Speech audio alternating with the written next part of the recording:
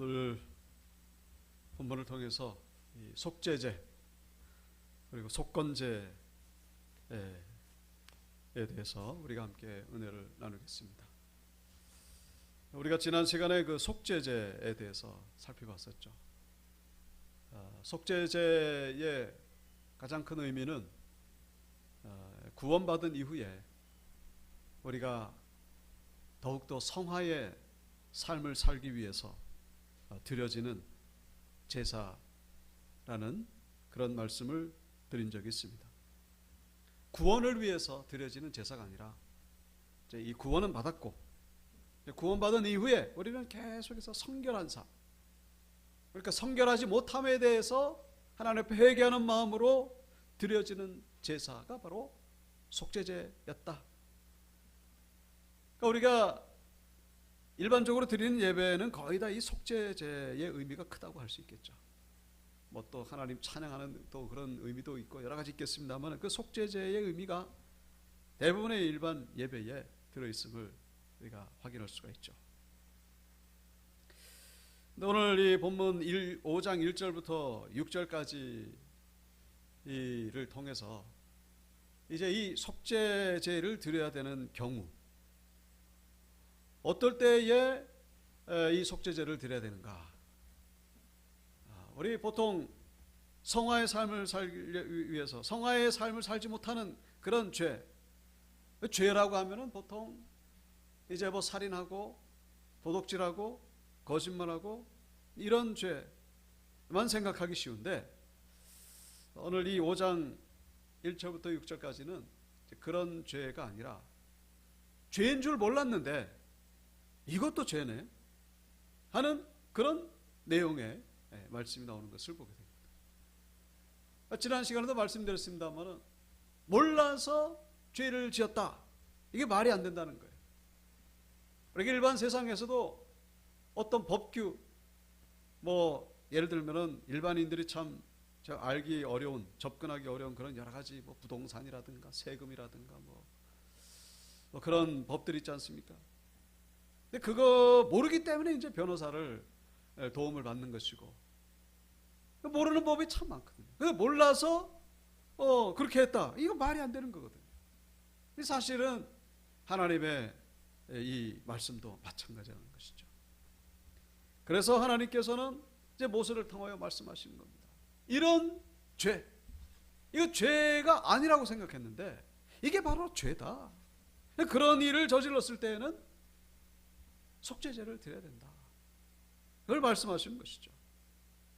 그래서 5장 1절에 다시 보시면은 만일 누구든지 저주하는 소리를 듣고서도, 여기 저주에 해당되는 히브리어를 보면요, 맹세라는 또 다른 의미가 있습니다. 맹세나 저주나 이 같은 단어예요. 그래서 맹세라는 단어를 이렇게 넣으면은 누구든지 어떤 누군가가 맹세를 했는데 근데 그 사람이 그 맹세한 걸 안 지켰어요. 맹세한 거 안 지키면 죄거든요. 근데 그거를 누군가가 알고 있어요. 알아요. 제가 이제 알아요. 어떤 A라는 사람이 맹세했는데 그 A라는 사람이 맹세를 안 지켰어요. 근데 그 맹세했던 거를 제가 알고 있어요. 그런데 이제 어떤 사람들이 이렇게 알게 된 거예요. 다 이 A라는 사람이 맹세한 걸 안 지킨 걸 알게 됐어요. 그래가지고 이제 제가 증인이지 않습니까? 제가 맹세한 걸 들었기 때문에. 그래서 이제 법정에 섰을 때에 이제 그 재판관이 저에게 묻는 거죠. A라는 사람 맹세한 거 들었냐? 제가 들었다라고 얘기를 해야 되는 거예요. 들었다라고 얘기를 해야 되는데 그거를 들었다라고 말을 안 하면 이게 바로 죄다라는 것이죠. 그래서 1절 보시면 만일 누구든지 맹세하는 소리를 듣고서도 증인이 되어가지고 그가 본 것이나 알고 있는 것을 알리지 아니하면 그는 자기의 죄를 져야 할 것이요 그 허물이 그에게로 돌아갈 것이다. 사실대로 얘기를 해야 되는데 사실대로 얘기를 안 하면은 누구도 모르는 거거든요. 사실 어떻게 보면 또 이 A라는 사람을 내가 보호하기 위해서, 또 A라는 사람의 어떤 그런 순수한 동기를 내가 인정하기 때문에 이 A라는 사람의 그 맹세한 거에 대해서 내가 알면서도 얘기를 안 하는 그런 경우가 있거든요. 나는 좋은 마음으로 그렇게 말을 안 하는 것인데 어찌됐건 간에 이건 사실대로 얘기한 것이 아니기 때문에 이거는 죄다. 근데 대부분의 사람들은 그게 죄라는 것을 모르고 있었다라는 것이죠. 그래서 이제 하나님이 모세를 통하여 이렇게 말씀하시는 것입니다. 증인의 자리에 섰을 때에 우리가 증인의 사명을 감당하지 않으면은 그것이 곧 죄라는 사실을 오늘 본문은 말씀해 주고 있는 것이죠. 그 아합 왕 이야기 아마 아실 겁니다. 아합 왕이 나쁜 왕이죠. 아주 악한 왕입니다. 근데 이제 자기 백성 가운데에 나봇이라는 사람이 포도원을 가지고 있는데 그 포도원을 가지고 싶어 가지고 나봇에게 포도원을 팔라고 했더니 나봇이 뭐라고 대답합니까? 이 포도원은 조상 대대로 물려받은 포도원이기 때문에 이걸 어떻게 팔 수가 없다라고 그렇게 대답합니다. 그랬더니 이 아합이 이제 뺏을 수는 없고 집에 가가지고 이제 전전긍긍 고민하는데 그것을 옆에서 이 아내 이세벨도 아주 악한 여왕입니다. 이세벨이 아주 그냥 그 얘기를 하죠. 걱정하지 말라고. 내가 이 문제를 해결해 주겠노라고. 그래가지고 이 이세벨이 어떤 조치를 취합니까? 불량배 2명을 시켜다가 이 나봇이 이 하나님과 왕을 저주하고 욕을 했다라고 이 거짓 증인으로 세우는 것이죠.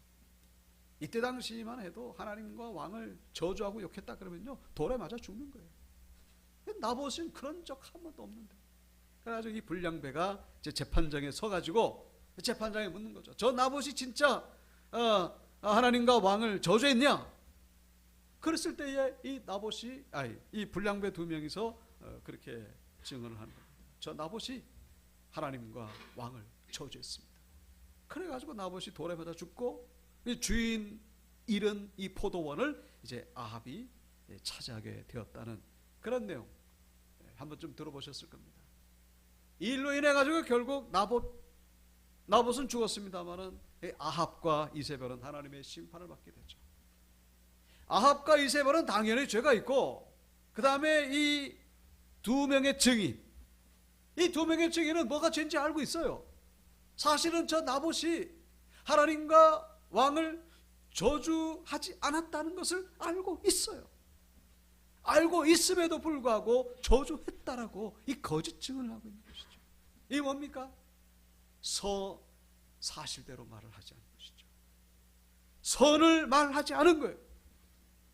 그러니까 이 아합과 에세벨은 당연히 죄인이고 그리고 이 2명의 불량배 우리는 이세벨이 시켰기 때문에 어쩔 수 없이 그랬노라고 이게 변명에 불과하다는 거예요. 결코 면책의 사유가 될 수가 없다는 것이죠. 선을 알면서도 선을 행하지 않았기 때문에 이것은 죄다.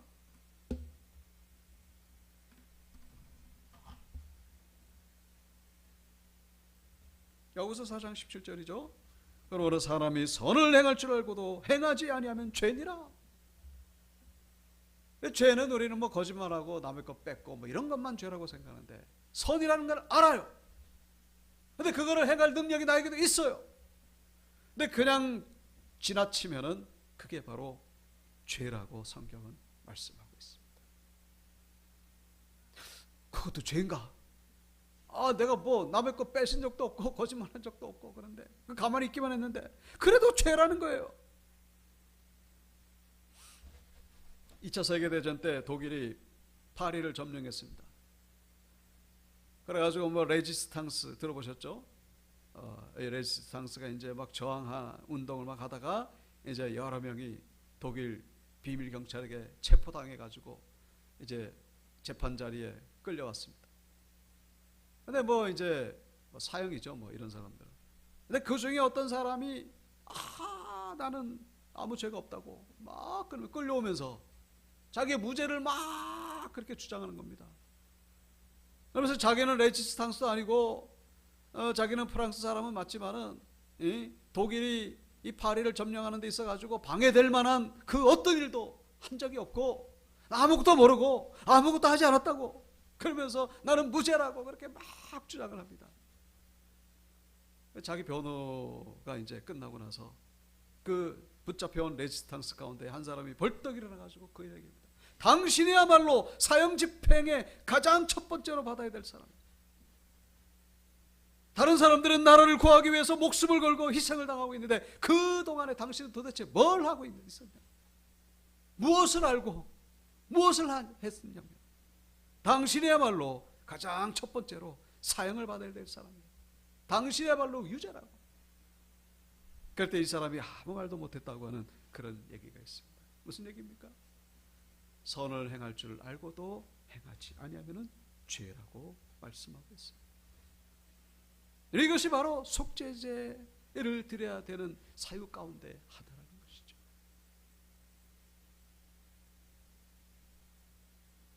우리는 침묵해서는 안 된다는 것이죠. 조용히 있으면 안 된다는 거예요.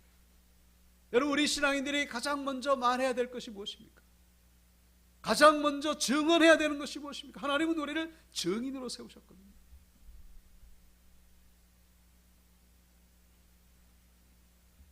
이사야 43장 21절 이 백성은 내가 나를 위하여 지었나니 나를 찬송하게 하려 함이니라. 하나님이 우리를 지으신 가장 첫 번째 목적은 뭡니까? 하나님을 찬양하기 위함이라고 말씀하고 있습니다. 우리 입에서 뭐가 나와야 돼? 찬양이 나와야 된다는 것이죠. 찬양이 나오고 불평 원망하기 전에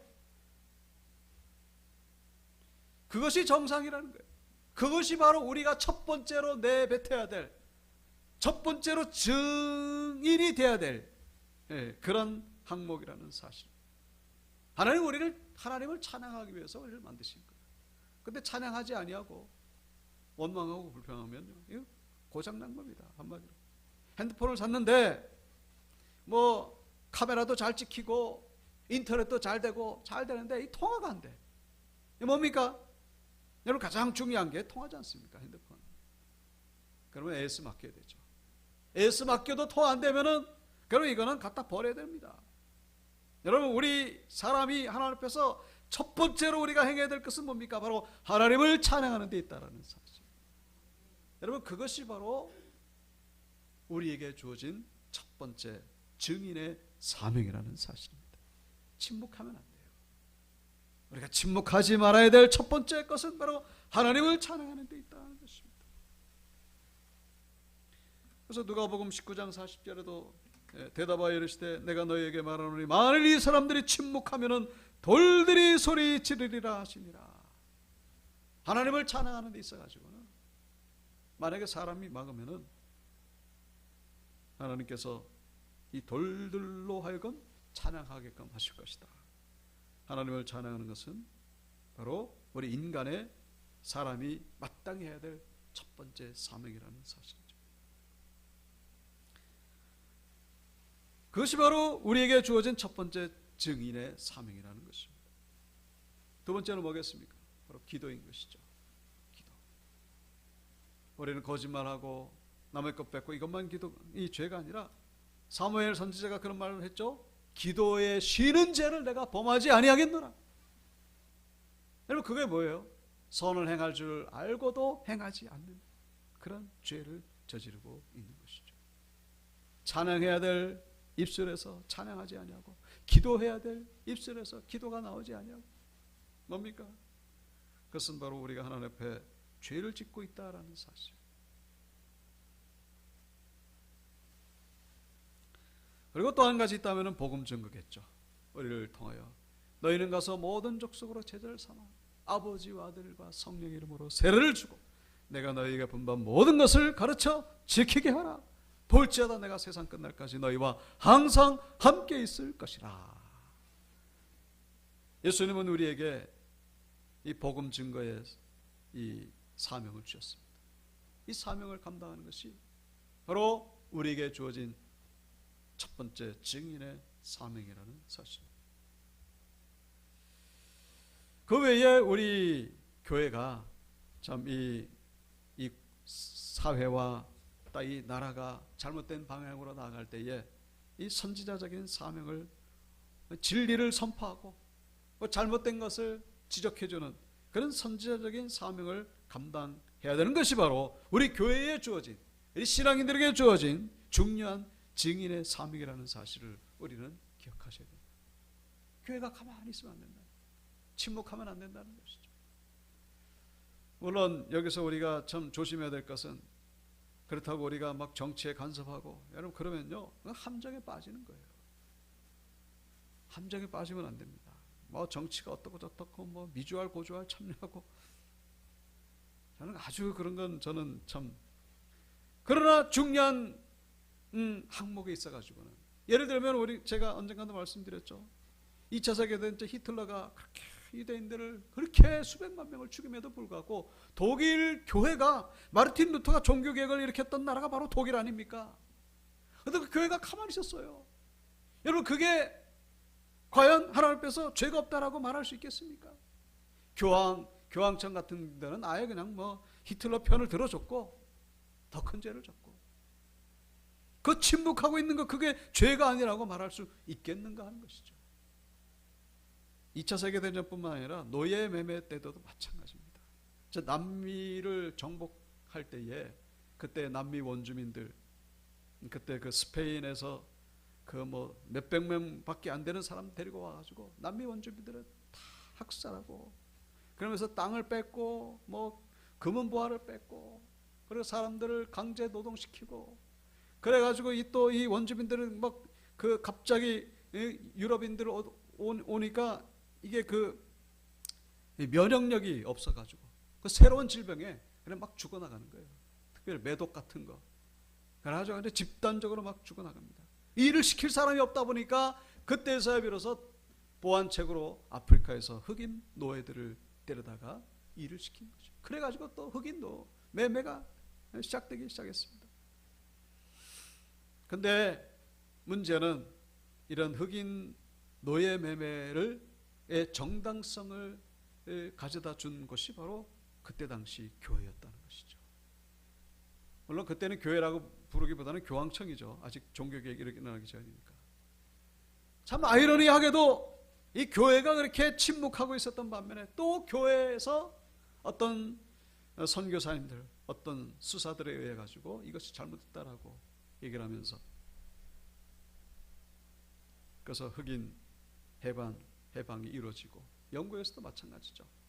윌리엄 윌버퍼스가 이것은 하나님 앞에서 범죄라고, 윌리엄 윌버퍼스가 원래는 목사가 되려고 했다가 나 같은 죄인 살리신 그 작사 작곡했던 존 뉴턴의 권고에 의해서 결국 정치에 들어가 가지고 노예 해방하는 데에 아주 선두적인 역할을 했던 것을 역사는 우리에게 말해주고 있습니다.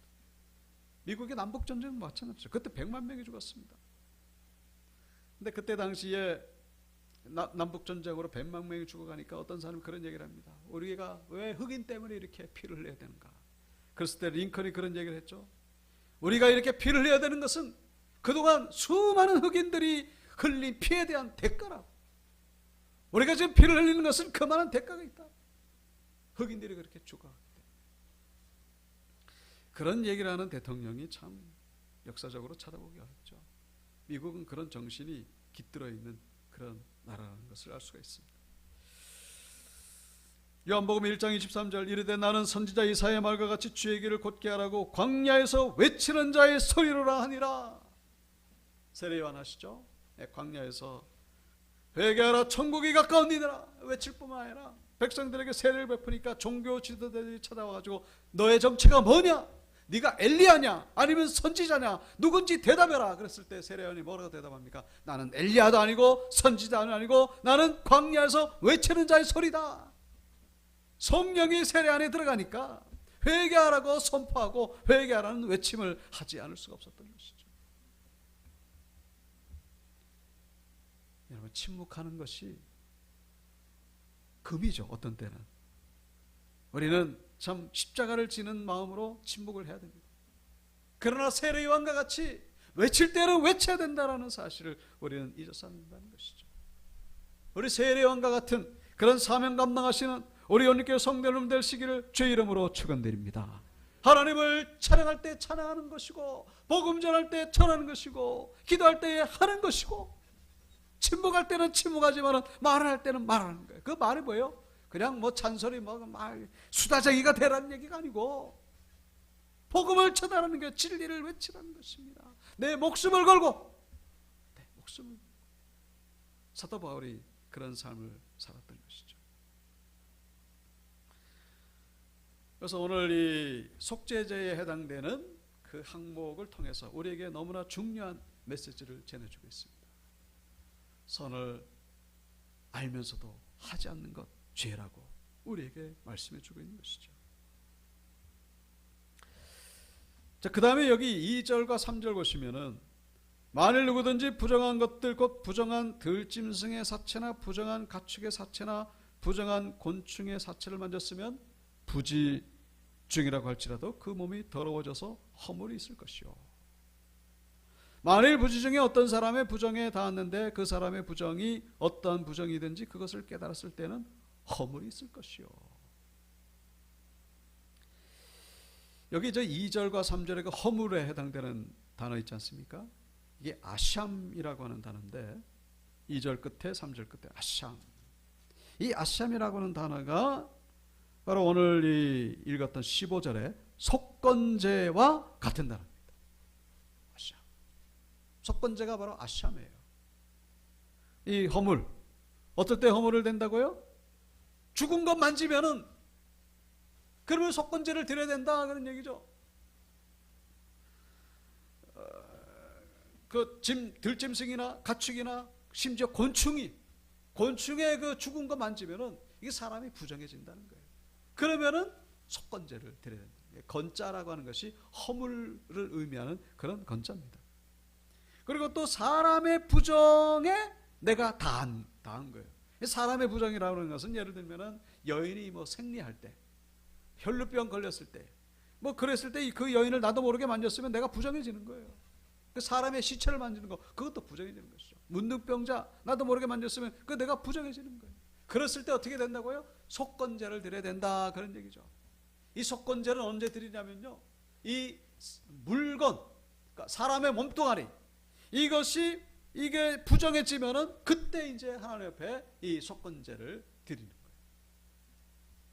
그래가지고 우리가 이제 그 6장을 안 봤습니다만 6장에도 보면은 남의 것 물건에 대해서 제대로 관리를 못 해가지고 남의 물건 도둑질 당하고, 내가 도둑질 한 것이 아니라 이 도둑질 당하도록 그냥 내버려 두고, 아니면 남의 물건 손해를 끼치고, 이 물건이라고 하는 단어가 계속 나오겠습니다. 그러니까 물건, 사람의 몸뚱아리 여기에 대해서 부정하게 하게 되면은 그러면은 제 하나님 앞에 속건제를 드려야 된다. 이게 무슨 의미입니까? 왜 이런 규례를 만드셨을까요? 모든 만물의 주인은 하나님이심을 말씀하고 있다는 것을 우리는 기억하셔야 되는 거예요. 우리 사람의 몸뚱아리도 하나님의 것이고, 그리고 다른 사람의 재산, 그것도 사실 따지고 보면 그 하나님의 거거든요. 그 다른 사람의 재산을 내가 손해를 끼치거나 그것을 내가 훔치도록 만들거나, 이게 뭡니까? 그게 다 하나님의 것, 하나님의 것을 손에 입혔기 때문에 그것이 바로 하나님 앞에서 범죄라는 사실. 모든 만물의 주인은 하나님이심을 이 속건제를 통하여 우리에게 말씀해 주고 있는 것이죠.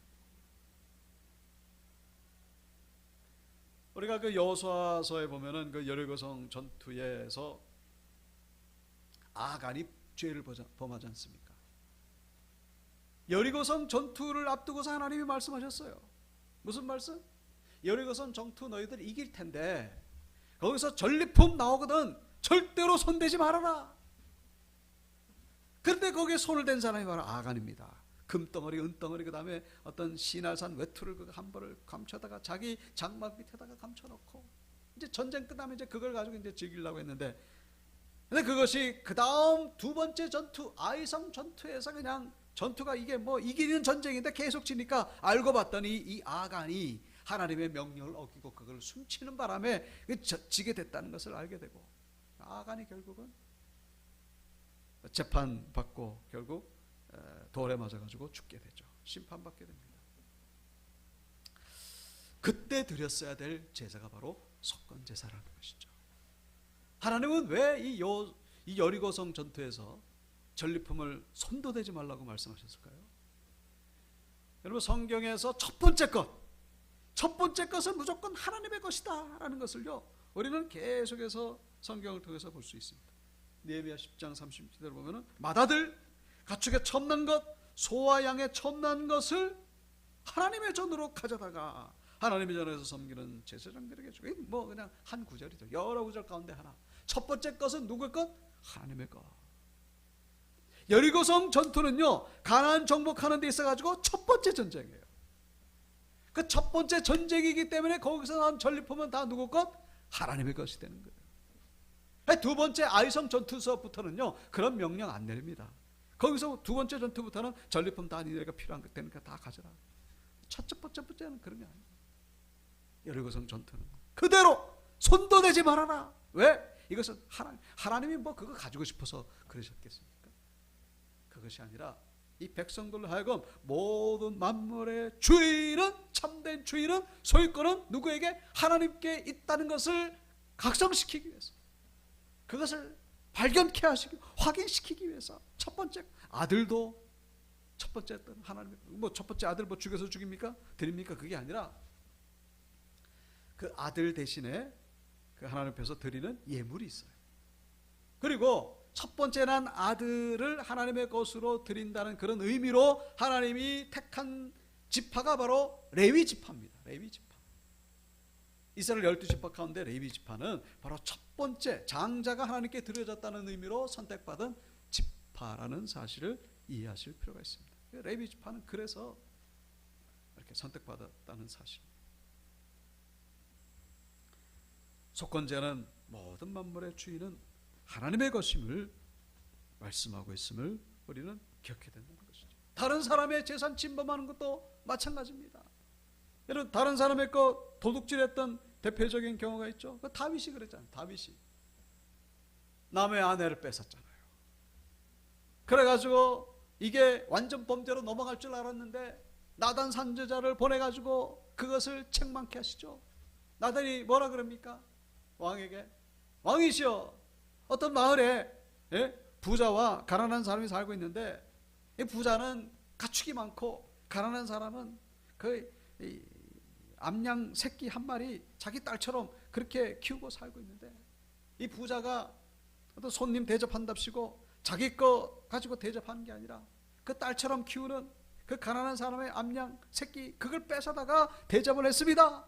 그랬더니 이 다윗이 노발대발하면서 그놈 누구냐? 그놈은 당장 죽일 것이고, 그리고 그 암양의 4배를 갚아야 될 것이다. 그놈이 누구냐? 그랬을 때 나단이 뭐라고? 당신입니다. 당신이 지금 그 짓을 하고 있습니다. 그러니까 앗소리 못하고 그냥 거기서 꼬꾸라지죠. 바로 그때 드렸어야 될 제사가 바로 속건제라는 거예요. 왜요? 그 우리아의 아내 밧세바 하나님의 것이고, 지 멋대로, 다윗이 멋대로 범한 거예요. 그냥 범한 것뿐만 아니라 그냥 그 우리아를 죽였지 않습니까? 인생이 그때부터 이제 꼬이기 시작한 겁니다. 다윗이 4배나 갚을지니라. 4배나 갚을지라. 이 출애굽기의 말씀이 나옵니다. 양을 훔치면은 4마리로 갚아라. 소를 훔치면은 5마리로 갚아라. 이제 이 말씀에 근거해서 이제 다윗이 그걸 알고 있었던 것 같습니다. 그렇다면 그놈은 4마리를 갚아라. 삭개오도 그런 고백을 하는 것이 있죠. 내 소유의 절반을 가난한 자들에게 줬으면 만일 이것을 토색한 일이 있으면 4배나 갚겠나이다. 이 속건제를 통해서 우리에게 주신 메시지는 뭡니까? 모든 만물의 주인은 하나님이십니다. 역대상 29장 11절 우리 다 같이 읽어볼까요? 시작. 여호와여, 위대하심과 권능과 영광과 승리와 위엄이 다 주께 속하였사오니 천지에 있는 것이 다 주의 것이로소이다. 여호와여, 주권도 주께 속하였사오니 주는 높으사 만물의 머리이심이니이다. 아멘. 이 소유권이 하나님께 돌아가야, 그래야 그제서야 비로소 이 질서가 회복이 되는 것입니다. 하나님의 것을 내 것이라고 생각하니까 그때부터 꼬이는 거예요. 아간처럼, 다윗처럼 인생이 꼬이는 겁니다. 물론 그 정도까지 우리가 뭐 이렇게 하진 않겠습니다만 같은 원리가 되는 거예요. 내가 이 평안하지 아니하고 늘 불편하고 이 삶이 자꾸만 꼬이고, 왜 그런 거예요 도대체? 이 모든 만물의 주인 하나님이 나의 이 생명의 주인 되심을 인정하지 않기 때문에 가장 내 인생의 주인은 나라는 착각 속에 우리는 살고 있는 거예요. 다 그렇죠 뭐 알고 보면. 근데 그걸 자꾸 이제 회복하려고 이제 우리가 예배 나오는 것이고, 기도하면서 그래 맞아, 하나님이 진짜 우리의 주인이시지. 그러는 가운데 우리는 이게 정리가 되는 것이고 회복이 되는 것이고 질서와 평안함을 우리는 가지게 된다는 사실. 속죄제를 통해서 우리는 진짜 우리가 하나님 앞에 범하는 죄는 정말로 하나님이 기뻐하시는 삶을 살지 못합니다. 우리가 뭐 강도처럼 도둑질하고 뭐 그러겠습니까? 그런데 집사답지 못하고 권사답지 못하고 성도답지 못하고 내가 선을 알면서도 행하지 못하는 거, 이 바울의 고백, 오라 공고한 사람이로다 누가 나를 이 사망의 몸에서 건져내랴, 그런 탄식이 있을 때에 비로소 하나님의 은혜가 시작된다는 사실. 그런 탄식도 없이 살아간 사람들이 다죠, 거의 다. 이런 탄식이 우리에게 있게 되기를 축복합니다. 그것이 바로 오늘 본문에서 우리에게 주시는 첫 번째 메시지죠. 모든 만물의 주인은 하나님이십니다. 그래서 감사드리는 거예요. 그렇게 살지 못한 것에 대해서 회개하시고, 그래서 하나님께서 더욱더 풍성하게 베푸시는 은혜를 경험하시는 우리 모든 성도님들 다 되시기를 주의 이름으로 축원드립니다.